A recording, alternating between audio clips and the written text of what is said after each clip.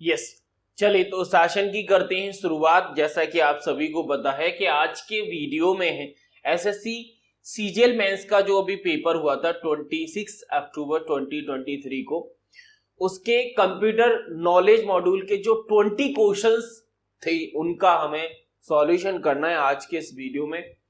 ये जो सॉल्यूशन है आपके दो वे में जाने वाला है। पहला, अगर आप सीजीएल मेंस 24 मतलब एसएससी सीजीएल की आप तैयारी कर रहे हो 2024 के लिए, तो ये मेंस के लिए आपका रिलेवेंट रहेगा, क्योंकि आप सभी को पता है कोई भी एग्जाम हो तो उसके पीवाईक्यूज का बहुत बड़ा रोल रहता है। दूसरा, ये उस एग्जाम के लिए भी एक्सपेक्टेड है या इम्पोर्टेंट है जो जिस एग्जाम में कंप्यूटर आता है, और स्पेशली उस एग्जाम को टीसीएस कंडक्ट करती है, क्योंकि टीसीएस का क्या रहता है कि उसका लगभग जो कोई भी सब्जेक्ट हो उसका पैटर्न लगभग सेम ही रखते हैं वो लोग। चाहे तो आप इस पेपर को दे रहे हो या दूसरे एग्जाम को वो कंडक्ट करिए, चाहे तो यूपी पीसीएल हो या फिर आपका हाई जो कांस्टेबल हो, कोई भी पेपर हो अगर टीसीएस कंडक्ट करती है तो ये कंप्यूटर एग्जाम के लिए बहुत रिलेवेंट लेक्चर हो जाएगा। ठीक है, तो सॉल्यूशन करेंगे। सॉल्यूशन में हमारे एग्जाम में क्या अप्रोच होनी चाहिए उस एग्जाम उस क्वेश्चन के प्रति, उस चीज को समझेंगे। दूसरा, आप आगे एग्जाम की तैयारी कर रहे हो तो आपको किस वे से ले जाना है इस क्वेश्चन को, वो भी आपके लिए जरूरी हो जाता है।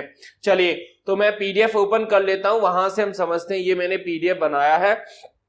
इस पीडीएफ में क्वेश्चन पहला है जो अभी हमारे पेपर में आया था। पहला क्वेश्चन अगर आप पढ़ेंगे, what is a cell in MS Excel या फिर माइक्रोसॉफ्ट एक्सेल।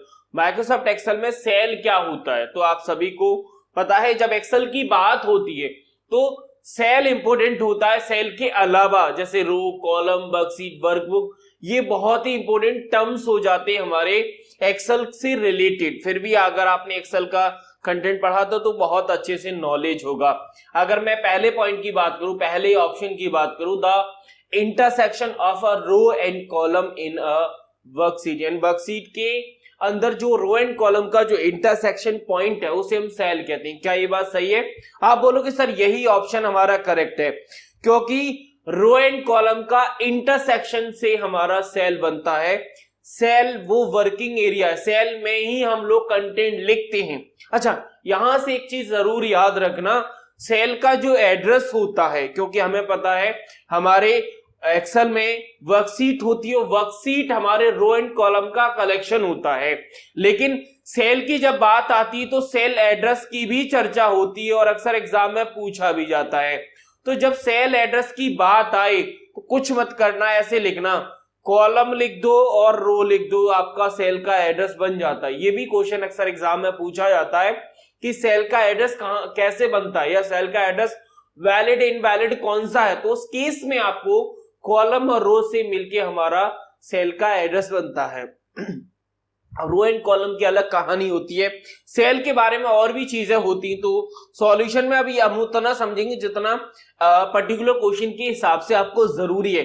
बाकी सेपरेट नॉलेज अगर आपके पास पर्टिकुलर टॉपिक की है तो आप आराम से कर जाएंगे। क्वेश्चन नंबर सेकंड की अगर हम बात करें, सेंट्रल प्रोसेसिंग यूनिट यानी सीपीयू और प्राइमरी मेमोरी के बीच हाई स्पीड मेमोरी रखी जाती है, जिसे मेमोरी के रूप में जाना जाता है। कौन सी मेमोरी होती है? तो जब सीपीयू की मेमोरी की स्पीड या फिर हम बात करें स्टोरेज कैपेसिटी, तो एक फिगर होता है। अगर आपने मेरे साथ पढ़ा है तो मैं अक्सर इन दोनों टर्म को पढ़ने के लिए सीपीयू को बेस बनाता हूं। हमने यहां पर सीपीयू को बेस बनाया और सीपीयू को बेस बनाते हुए यहां पर देखो हमने रजिस्टर्ड मेमोरी को रखा, उसके बाद हमने कैश मेमोरी को रखा, कैश मेमोरी के बाद मेन मेमोरी था, मेन मेमोरी के बाद ये सेकेंडरी मेमोरी हो जाता है। ये फिगर है, ये वो फिगर है जो मेमोरी की स्पीड और कैपेसिटी दोनों को डिफाइन करता है। कैसे? जैसे जैसे आप अगर सीपीयू से दूर जाएंगे, यानी ऐसे अगर आप बढ़ते जाते हैं तो जो स्पीड है ना, मतलब मेमोरी की जो स्पीड होगी वो डिक्रीज होती चली जाएगी। और अगर मैं स्टोरेज कैपेसिटी की बात करूं कि जैसे हम सीपीयू से दूर जाएंगे हमारा स्टोरेज कैपेसिटी बढ़ जाएगी। इसका मतलब क्या है कि सीपीयू के जो नजदीक है उसकी स्पीड ज्यादा, कैपेसिटी कम होगी। तो हाईएस्ट स्पीड किसकी आएगी? रजिस्टर्ड की, कैपेसिटी लेकिन कम रहेगी। और सेकेंडरी मेमोरी की अगर बात करूं तो इसका स्टोरेज ज्यादा, स्पीड कम होता है। ये स्पीड और स्टोरेज का फिगर है, अगर आपके पास था अच्छी बात है, नहीं है तो इसे ड्रॉ कर लीजिए, बड़ा इंपॉर्टेंट हो जाता है। यहां पर पूछा था कि हमारे सीपीयू और प्राइमरी मेमोरी जिसे मेन कहते हैं के बीच में कौन सी मेमोरी, देखो सेकेंडरी इसमें है नहीं, कैश मेमोरी हमारा ऑप्शन में है।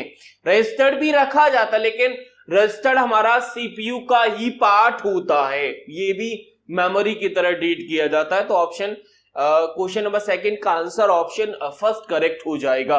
बाकी ये नॉलेज आपके लिए जरूरी हो जाता है। मैं जाता हूं आगे क्वेश्चन नंबर थर्ड की तरफ। कौन सा बैकअप डिवाइस यानी which backup device provide inconvenient way to create system image and complete backup, यानी जब सिस्टम की इमेज की बात आई या कंप्लीट बैकअप की बात है, याद रखना जब मेमोरी की बात आई यानी जब आपको बैकअप लेना है, क्या लेना है? बैकअप लेना है तो टैब ड्राइव को जरूर लिखना, यानी जब आपको बैकअप लेना है तो टैब मेमोरी के साथ चले जाना। लेकिन टैब की जब बात आती है तो दो टैब होते हैं, एक मैग्नेटिक टैब जो जिसे हम कैसेट की तरह कंसीडर करते हैं, उसमें सिर्फ ऑडियो डेटा आता है। लेकिन टैब ड्राइव की अगर हम बात करें तो इसमें जो डेटा का स्टोरेज कैपेसिटी होता है वो 185 यानी 185 टीबी होता है, इसीलिए इसका यूज जो होता है वो बैकअप के लिए हम लोग यूज करते हैं। ठीक है, बाकी अगर आप जाओगे जैसे डीबीडी है, आरडब्ल्यू है, तो डीबीडी हमारा हाईएस्ट है, कॉमन बेस पर 4.7 हम लोग जीबी यूज करते हैं, और हाईएस्ट की बात करो तो 7.08 जीबी यूज होता है। देखो एसएसडी की बात करो तो जीबी और टीबी में यूज होता है, लेकिन डायरेक्ट अगर आप 185 टीबी के बराबर पहुंचा दे तो वो थोड़ा मुश्किल हो जाएगा।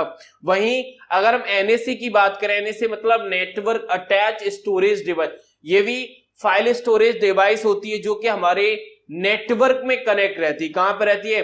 नेटवर्क में कनेक्ट रहती है। कहां पर? यानी फाइल स्टोरेज डिवाइस है जो कि नेटवर्क में कनेक्ट रहेगी, क्योंकि इसके नाम में ही नेटवर्क है, तो इसका डेफिनेशन वहीं से निकल आएगा। अगला है question number 4, what is the primary purpose of RAM?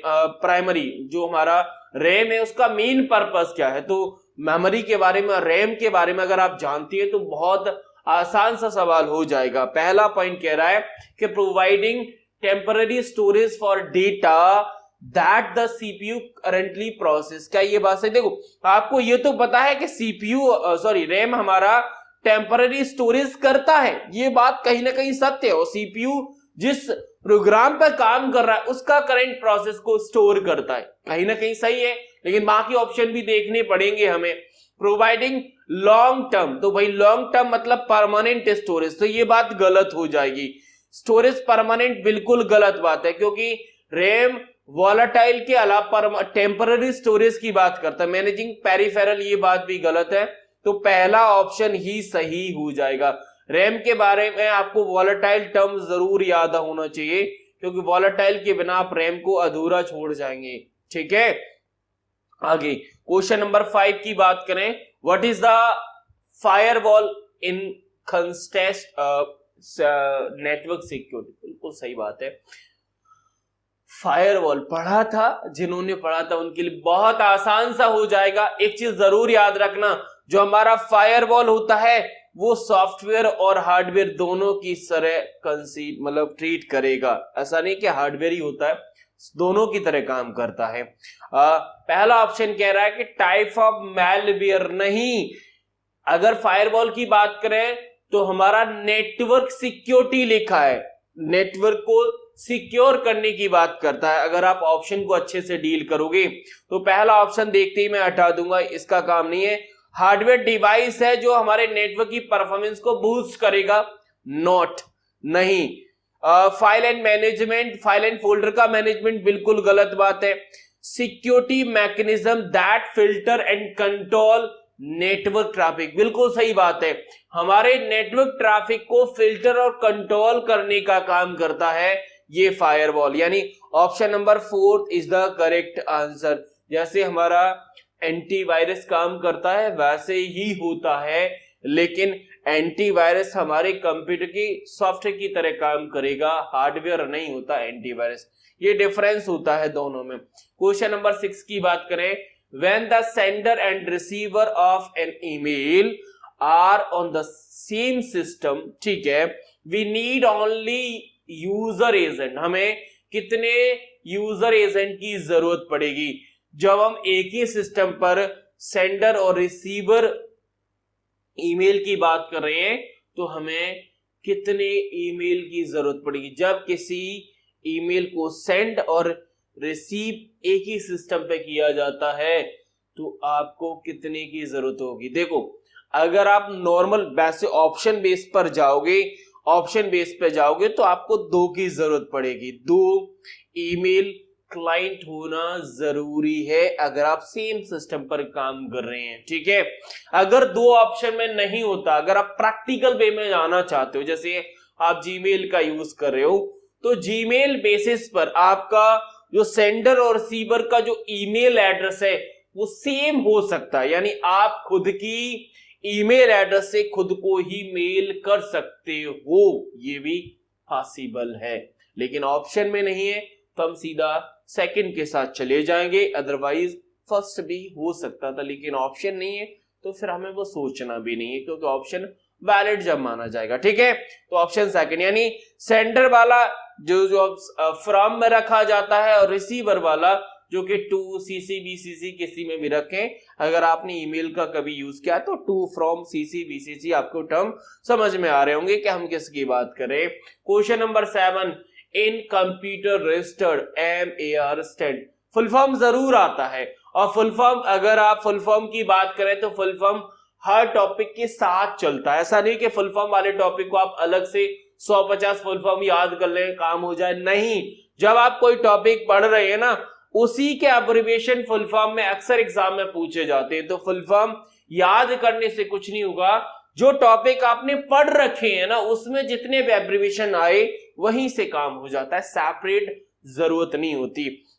MAR तो पता है रजिस्टर्ड होगा, लेकिन रजिस्टर्ड कौन सा होगा? Memory address registered, option number 3 is the correct answer. लेकिन जब रजिस्टर्ड की बात हो ही गई है तो भाई रजिस्टर्ड क्या होता है? तो रजिस्टर्ड हमारे CPU का पार्ट होता है जो कि स्टोरेज का काम करता है। और अगर मैं MAR की बात करूं तो ये अपना डेफिनेशन अपने नाम में ही लिए घूम रहा है। कैसे? मेमोरी एड्रेस, मतलब मेमोरी के एड्रेस को कंटेन या स्टोर करने की बात करता है। क्या? यानी वो डेटा, मतलब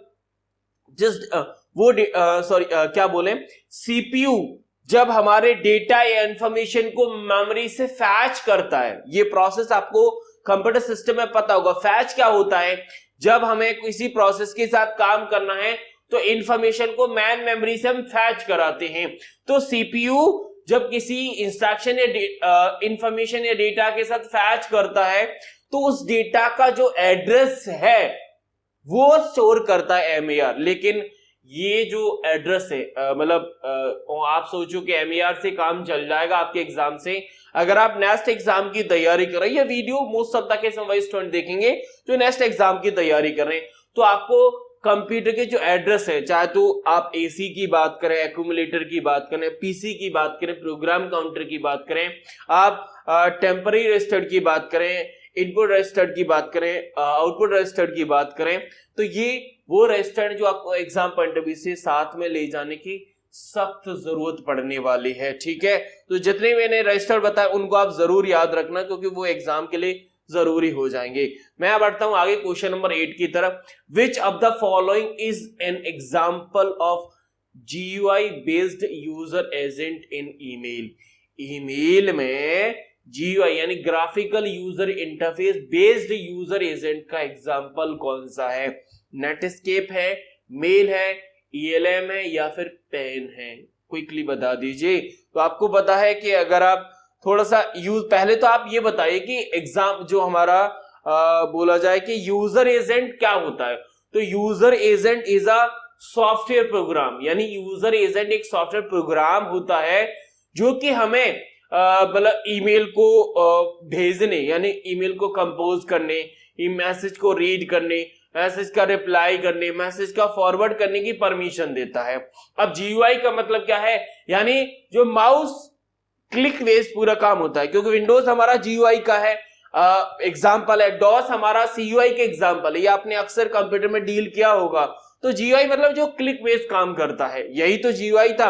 अगर आप ऑप्शन वैसे यहां पर देख रहे हो, नेटस्केप नेविगेटर एक हमारा वेब ब्राउजर है, ये सॉफ्टवेयर की तरह काम कर रहा है, बिल्कुल यही आंसर हो जाएगा। लेकिन इसके अलावा अगर मैं बात करूं माइक्रोसॉफ्ट जैसे आउटलुक की हम बात करें तो आउटलुक होता है। अगर हम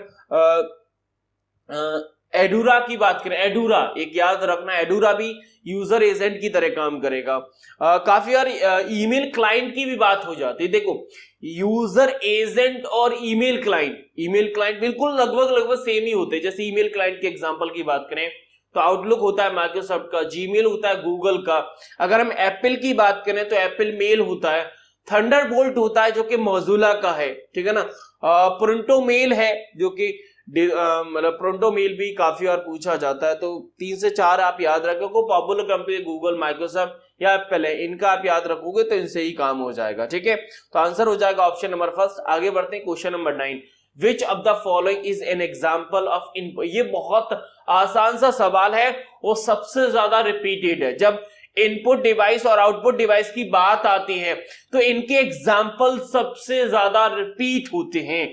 तो इनपुट कौन कौन सी डिवाइस है, आउटपुट कौन कौन सी डिवाइस है और बोथ कौन सी है। साथ ही साथ में दूसरा टर्म, इन डिवाइस का यूज आखिर हम करते क्यों है। देखो अगर आप पेरिफेरल डिवाइस में जाओगे तो सिर्फ 2 कंसेप्ट आप समझ लो कि इनपुट में कौन सी डिवाइस आती है और उस डिवाइस का फीचर्स, यानी आखिर हम यूज करते क्यों है। इससे आपका जो डिवाइसेस वाला सवाल है वो आप कर जाओगे बहुत आसान तरीके से।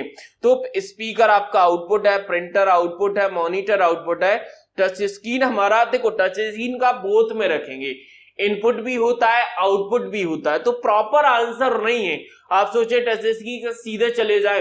अब इसके अलावा बेटर ऑप्शन एक भी नहीं, क्योंकि अगर सच बोले टच स्क्रीन हमारा इनपुट आउटपुट दोनों में आता है तो इसे आप असमंजस के तौर पर रख सकते हैं। लेकिन स्पीकर प्रॉपर आउटपुट है, प्रिंटर प्रॉपर आउटपुट है, मॉनिटर भी प्रॉपर आउटपुट है, तो भाई टच स्क्रीन दोनों में काम करता है, तो इसे इनपुट में आप कंसीडर कर सकते हैं, क्योंकि दूसरा ऑप्शन नहीं है हमारे पास।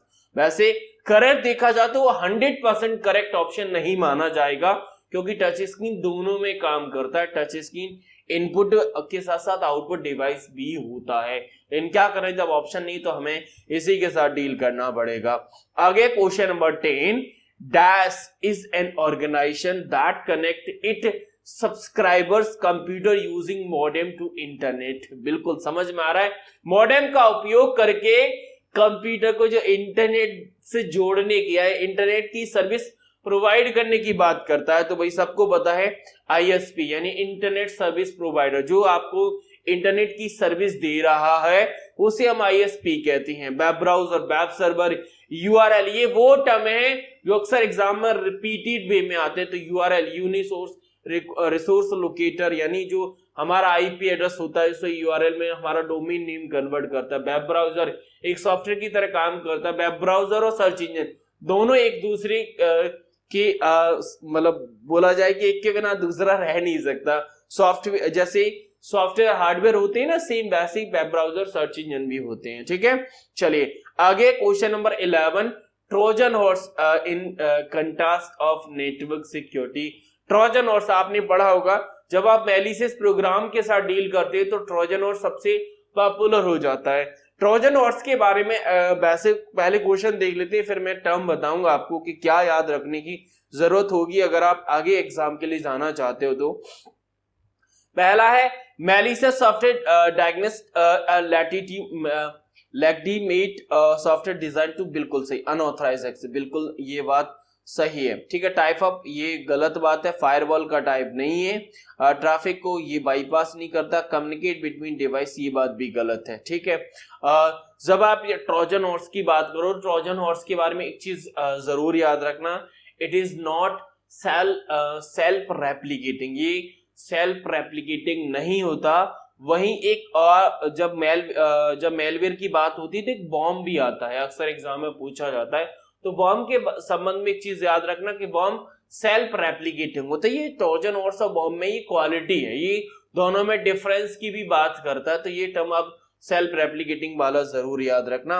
अक्सर मैं अगर लैंग्वेज में बताऊं तो अनऑथराइज एक्सेस करना है, लेकिन ट्रोजन हॉर्स एक ऐसा सॉफ्टवेयर होता है जो दिखता तो अच्छा है, यानी हमें लग रहा है कि अच्छा इंस्टॉल कर लो, लेकिन बाद में पता चलता है कि ये एक मैलिशियस प्रोग्राम है, ये एक इन्फेक्टेड प्रोग्राम है जो हमारे कंप्यूटर को कहीं ना कहीं हार्म कर सकता है। ठीक है, तो ऑप्शन फर्स्ट करेक्ट हो जाएगा। Question number second, which of the following is not an example web browser. Web browser का एग्जांपल नहीं है, नॉट है भाई।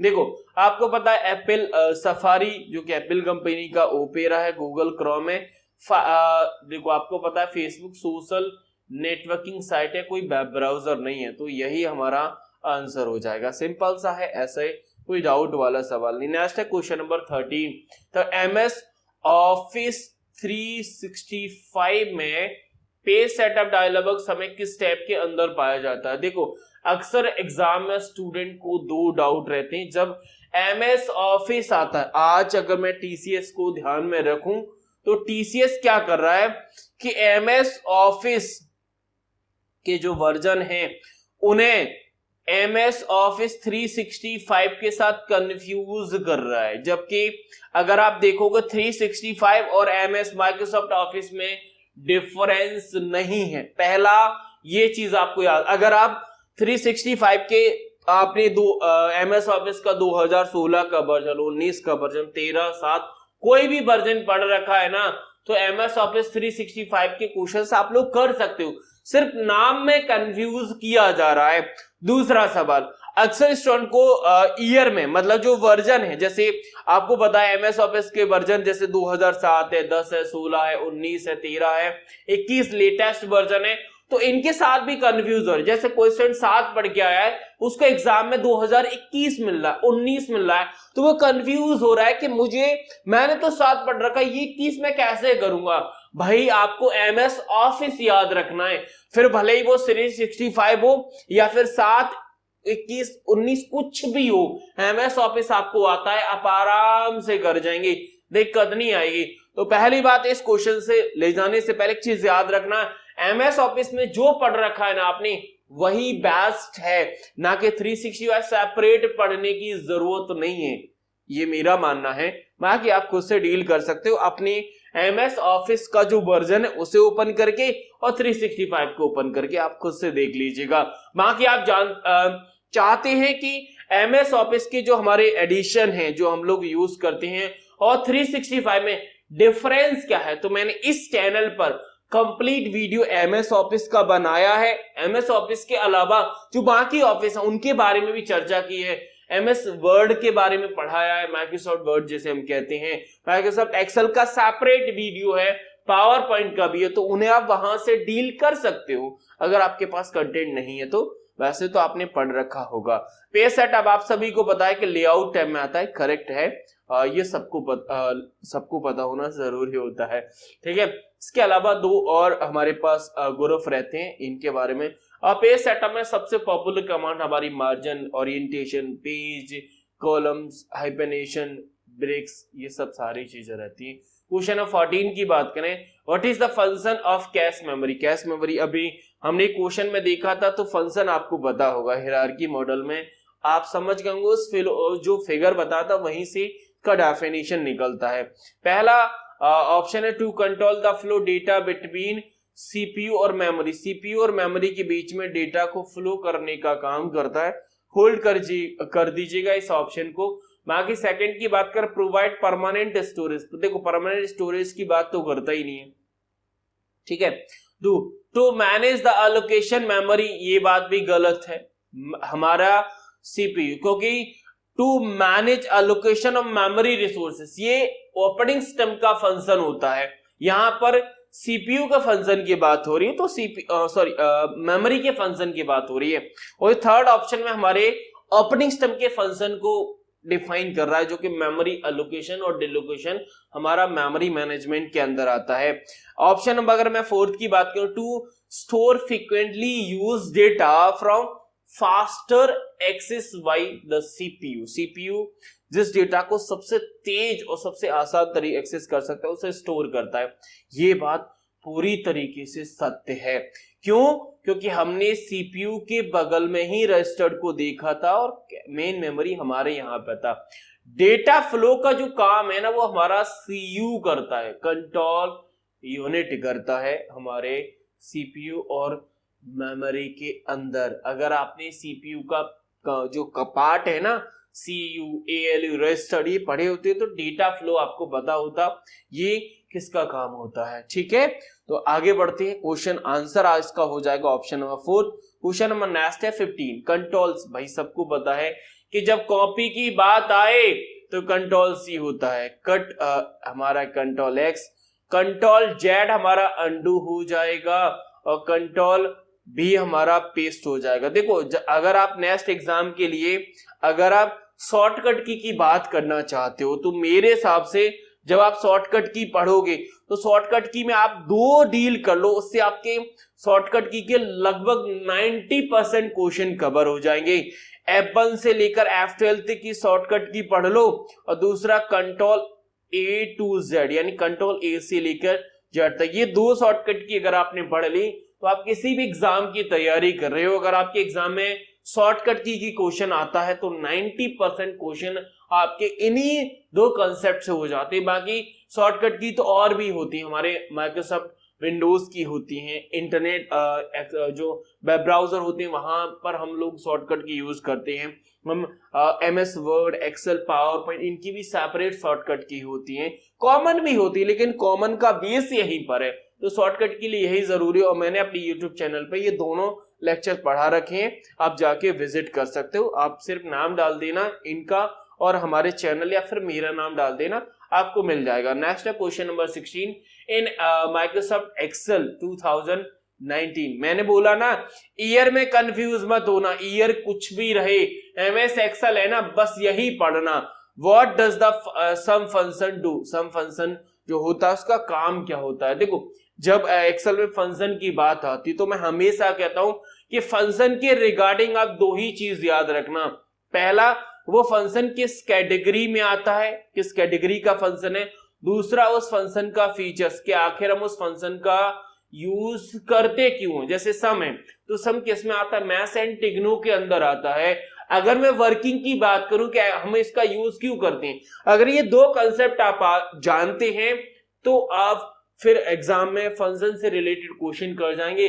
लेकिन आपके एग्जाम में कभी कभी उसके तीसरे कंसेप्ट पे भी क्वेश्चन आता है जो कि सिंटैक्स होता है। सिंटैक्स मतलब उस फंक्शन का हम यूज करेंगे तो उसको लगाने का तरीका क्या है, उस हम सिंटैक्स कहते हैं। ये एक्स्ट्रा ऑर्डिनरी होता है जब आप एक भी क्वेश्चन लीव नहीं करना चाहते उस पर्टिकुलर कंसेप्ट के ऊपर। तब चलिए पहला क्वेश्चन कह रहा है it add up the value in range, range की वैल्यू को ऐड करने के लिए। बिल्कुल सही बात है, यही ऑप्शन हमारा करेक्ट हो जाएगा। बाकी मल्टीप्लाई की बात नहीं करता, एवरेज के लिए हम एवरेज का यूज करते हैं, काउंट के लिए काउंट का यूज करते हैं। ठीक है ना, देखो काउंट के लिए काउंट का, एवरेज के लिए एवरेज का, तो यहां पर सेपरेट है। पहला ही ऑप्शन सीधा डिफाइन कर रहा है, ज्यादा घूमने की जरूरत नहीं है। क्वेश्चन नंबर 17 की बात करूं, इन फाइल एक्सप्लोरर मतलब जो हमारा माई कंप्यूटर होता है विंडो 10 के अंदर, उसमें कीबोर्ड शॉर्टकट हम नंबलॉक और स्ट्राइक यानी जो स्टार होता है अगर हम उसका यूज कर रहे हैं तो इसका यूज आखिर क्यों किया जाता है। तो पहला ऑप्शन कह रहा है डिस्प्ले ऑल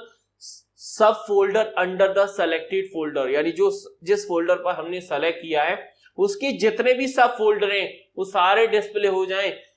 दूसरा ऑप्शन है to open properties selected item, तो आपको पता है प्रॉपर्टी के लिए हम कंट्रोल अल्ट एंटर का यूज करते हैं तो वहां से हमारी प्रॉपर्टीज ओपन हो जाती है, ये शॉर्टकट की नहीं होगा।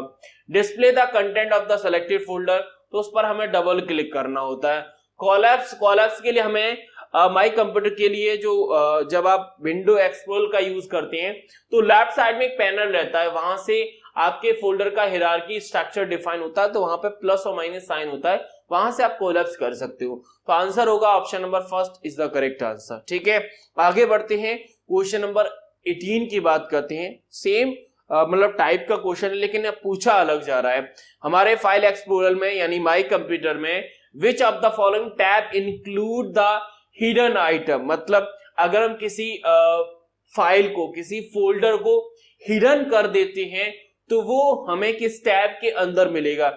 जब आप माई कंप्यूटर की बात करते हैं तो माई कंप्यूटर में हमारे पास जो टैब आती है, जब आप टैब के साथ डील करोगे तो आपको बहुत सारे टैब नजर आएंगे, जिनमें अगर मैं बात करूं जैसे सपोज दैट हमारे पास जो टैब है, टैब कहां पे गए, ये रहे, सॉरी जस्ट वेट, क्योंकि जब माई कंप्यूटर पे जाते हैं तो माई कंप्यूटर पे जाने पर हमें टैब नजर आएंगे, this sort by view, view में,